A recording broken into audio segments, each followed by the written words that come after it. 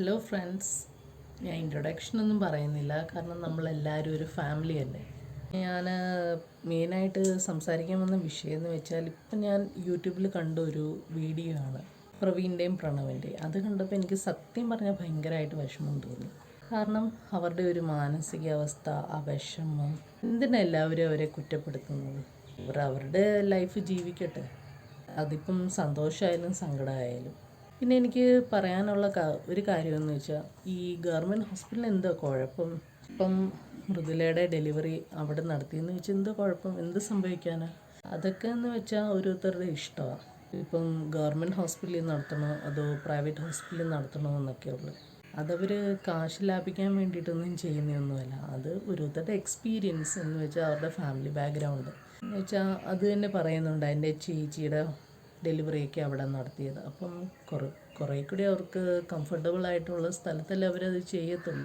അതുപോലെ എൻ്റെ ഡെലിവറി ആണെങ്കിൽ മിലിറ്ററി ഹോസ്പിറ്റലിലാണ് നടന്നത്. അത് ഏകദേശം ഒരു ഗവൺമെൻറ് ഹോസ്പിറ്റലിനെ പോലെയൊക്കെ തന്നെ.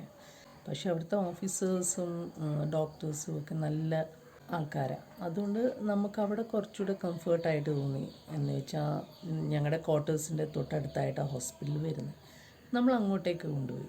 കാരണം ഒരു പ്രൈവറ്റ് ഹോസ്പിറ്റലിൽ പോകുന്നതിനെക്കാട്ടിലും എന്തുകൊണ്ട് നമുക്കൊരു ഇത് അവിടെ, കാരണം കുറച്ചുകൂടെ കെയർ, ഹസ്ബൻഡിൻ്റെ ജോലിയുടെ ഇത് വെച്ചുള്ള നമുക്കൊരു മുൻഗണന, അതുകൊണ്ടൊക്കെ നമ്മൾ അങ്ങോട്ടേക്ക് ആക്കിയത്. പിന്നെ എനിക്ക് ഒരു കാര്യം പറയാനുണ്ടെന്ന് വെച്ചാൽ, എല്ലാവർക്കും ഭയങ്കര പുച്ഛമായി ഈ ഗവൺമെൻറ്റിൻ്റെ ഒരു ആനുകൂല്യങ്ങൾ വാങ്ങിക്കാനും. അതുപോലെ ഇപ്പോൾ റേഷൻ കടയിലെ കാര്യങ്ങളായാലും, മാവേലി സ്റ്റോറിലായാലും, ഒരു സപ്ലൈകോയിലായാലും പോകാനൊക്കെ ആൾക്കാർക്ക് മടിയാണ്.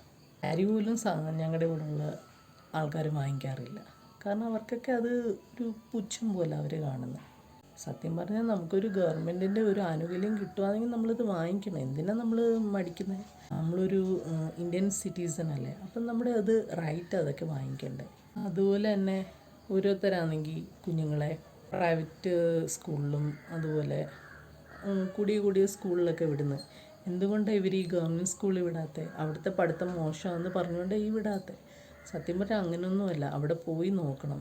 എന്ത് നല്ലതായിട്ടാണ് അവർ ആ കുഞ്ഞുങ്ങളെ പഠിപ്പിക്കുന്നതെന്നറിയാമോ? അവരുടെ കൂടെ നിന്ന അമ്മയായിട്ട്. ഇങ്ങനത്തെ ഒരു ഇത് നമ്മളൊരു പ്രൈവറ്റ് സ്കൂളിലൊക്കെ പോയാലൊന്നും കിട്ടത്തില്ല. അവിടെ എല്ലാം സ്ട്രിക്റ്റ് ആയിട്ടുള്ള കാര്യങ്ങളാണ് നടക്കുന്നത്. പിന്നെ കുറച്ചുകൂടെ ഒരു ഫ്രീഡം നമ്മുടെ നാടിൻ്റെ ഓരോ അവസ്ഥകളും ഒക്കെ കണ്ട് വളരണമെങ്കിൽ നമ്മൾ ഗവൺമെൻറ് സ്കൂളിൽ പോയി പഠിച്ചാലേ പറ്റത്തുള്ളൂ. പിന്നെ പഠിക്കേണ്ട പിള്ളേരാണെങ്കിൽ ഏത് സ്കൂളിൽ പോയാലും പഠിക്കും. ഇപ്പം ഗവൺമെൻറ് വേണമെന്നില്ല, പ്രൈവറ്റ് വേണമെന്നില്ല. പിന്നെ എല്ലാവർക്കും ഈ ഗവൺമെൻറ് ഹോസ്പിറ്റൽ, അതുപോലെ ഗവൺമെൻറ് ആനുകൂല്യങ്ങൾ ഒക്കെ പുച്ഛം. എന്ന് വെച്ചാൽ റേഷൻ കടയിൽ പോകാൻ മടിയാ, അങ്ങനെ ഇങ്ങനെ. ഒരു കാര്യത്തിൽ ആൾക്കാർക്ക് ഭയങ്കര കാര്യമാണ്. അതെന്തുവാണെന്നറിയാമോ? ഗവൺമെൻറ് ജോലി കിട്ടുകയാണെങ്കിലോ പിന്നെ ലോട്ടറി അടിച്ച പോലെ, അതിൽ യാതൊരു കുഴപ്പമില്ല ആർക്കും. അതിനെ ആർക്കും പുച്ഛിക്കാനും വയ്യ. കാരണം ജോലിക്ക് പോയാലും പോയില്ലെങ്കിലും കാശ് കിട്ടത്തില്ലേ.